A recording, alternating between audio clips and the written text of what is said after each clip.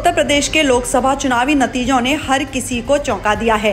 Exit poll में अकेले BJP को 64 से 67 सीटें मिलने का अनुमान था और एनडीए को तो करीब 75 सीटें मिलने तक का दावा किया जा रहा था। वहीं समाजवादी पार्टी को कुल 7 से 9 और कांग्रेस को 1 से 3 सीट मिलने का अनुमान जताया था। लेकिन जब नतीजे आए तो बीजेपी नेताओं के होश उड़ गए और समाजवादी पार्टी की बल्ले बल्ले हो गई। उत्तर प्रदेश में अखिलेश का जादू चला और 37 सीट जीतने के साथ ही समाजवादी पार्टी हो गई नंबर 1। यूपी में बीजेपी को सिर्फ 33 सीटों से संतोष करना पड़ा। कांग्रेस को 6, राष्ट्रीय लोकदल को 2 और अन्य को 2 सीट मिली। यूपी में मिली कम सीट की वजह से ही 2024 के लोकसभा चुनाव में अकेले प्रचंड बहुमत मिलने का बीजेपी का सपना भी चकनाचूर हो गया।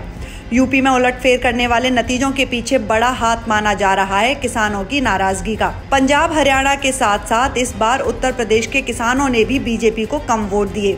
पश्चिमी उत्तर प्रदेश के अलावा पूर्वी उत्तर प्रदेश में खेती किसानी वाली लोकसभा सीटों पर बीजेपी की बजाय समाजवादी पार्टी पर किसानों ने भरोसा किया।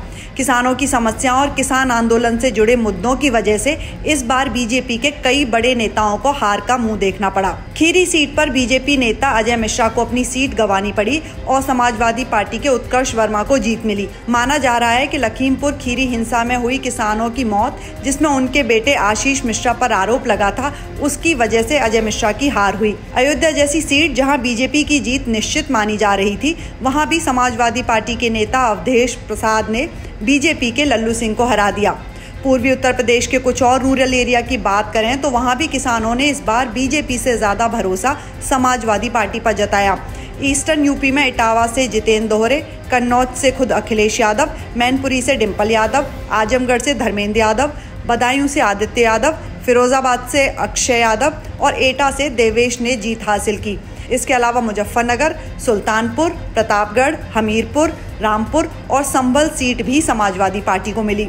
सहारनपुर, अमेठी, रायबरेली, सीतापुर और बाराबंकी समेत इलाहाबाद की सीट कांग्रेस के खाते में गई। किसानों और ग्रामीण इलाकों के मतदाताओं ने 2024 के लोकसभा चुनावों में बीजेपी को बड़ा झटका दिया है। मोदी और योगी के अलावा स्टार प्रचारकों के चुनाव प्रचार के बावजूद बीजेपी को कोई फायदा नहीं हुआ और 2019 में 62 सीट जीतने वाली पार्टी सिर्फ 33 पर सिमट गई।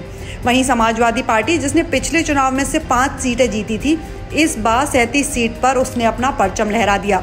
समाजवादी पार्टी के अलावा कांग्रेस को भी उत्तर प्रदेश के किसानों ने इस बार खुशी की खबर दी और 2019 में जिस पार्टी ने सिर्फ 1 सीट जीती थी, इस बार उसने 6 सीट अपने नाम कर ली। अगर ये वीडियो आपको पसंद आया है तो इसे लाइक जरूर करें। अगर चैनल अभी तक सब्सक्राइब नहीं किया है तो कर लें और नोटिफिकेशन पाने के लिए बेल आइकन भी दबा दें।